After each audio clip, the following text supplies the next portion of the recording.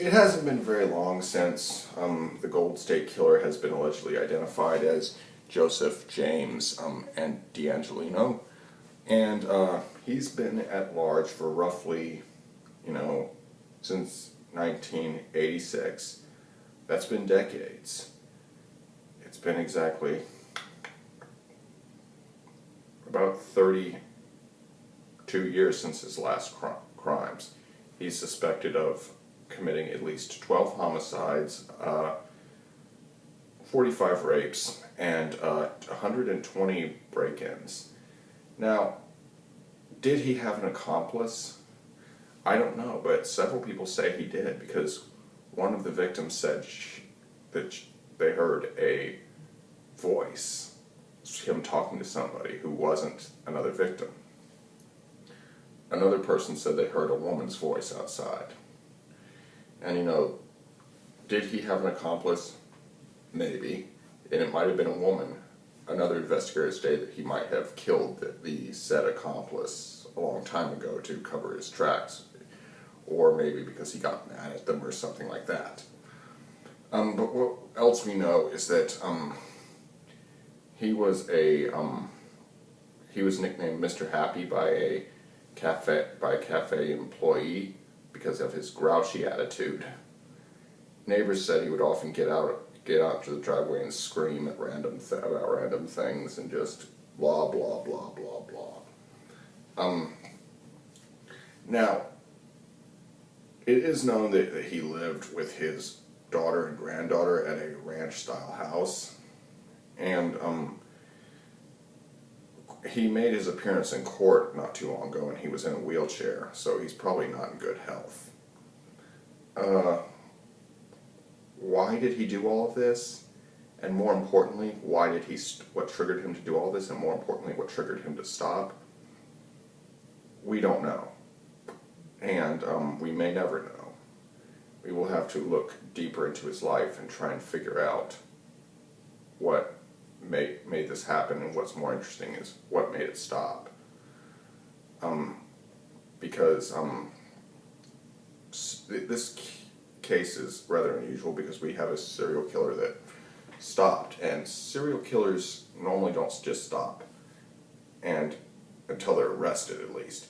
And what else is interesting is we have a case of a serial killer with an accomplice. That normally doesn't happen. I mean, yeah, you had Dean Corll and the Hillside Stranglers and things like that, but very rarely do you have a duo. There are exceptions. This case is just really, really unusual. And what's more is he's currently officially been charged with only 2 homicides, but further charges are very likely to follow. And it's very doubtful he will live long enough to be executed, especially in California, because he's already a senior citizen and he retired last year. He's 72 years old, and even if this was a state like Missouri or Texas or Virginia or Florida, even if California was like that, given his advanced age and obvious health problems, given the fact that he's in a wheelchair, it's highly unlikely he would live to get the needle even in those states. And in California, you can forget it. He'd have to live to be a centurion to see the death chamber, because they really like to drag ass. I mean, there are people who've been on death row for 25 or 30 years, and there's just no end in sight. I mean, it's appeal after appeal after appeal after appeal. They really like to drag their feet. They just drag ass. So it's highly unlikely he will, not impossible, but I mean, the odds of him ever living long enough to be executed are just astronomical. And they're overwhelmingly against it. Not saying it couldn't happen, but it's just extremely unlikely. And in any case, it's just back to what I was saying about the accomplice. Did he have an accomplice? We don't know yet. Certainly no accomplice has been arrested or caught or identified. He may have had more than one accomplice. He may have had several. And who knows what happened to them. Maybe he killed them. Maybe they overdosed. Maybe they went to prison and didn't rat him out because they didn't want to be implicated in this stuff. Maybe somebody in prison will go, hey, I'll give you information on this guy if you release me or something like that. Or give me extra privileges or something.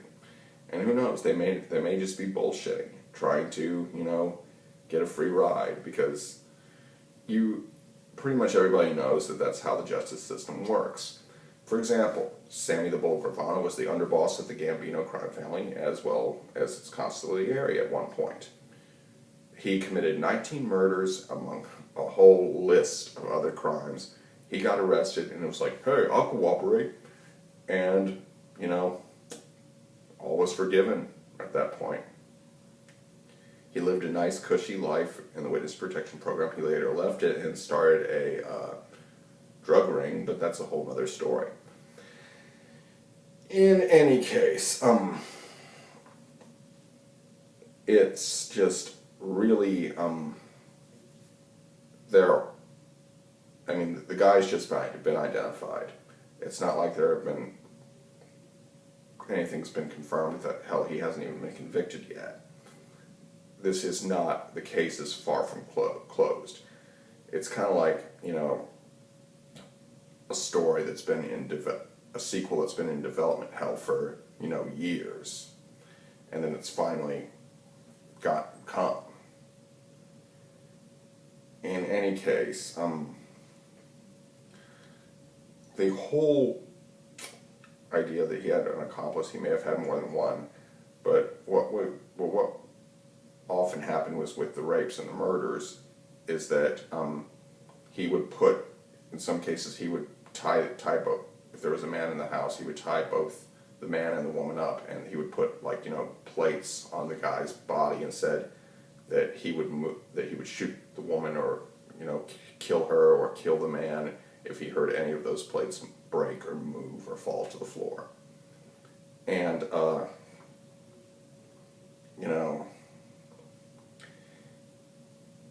he is the whole thing about this is about power and control.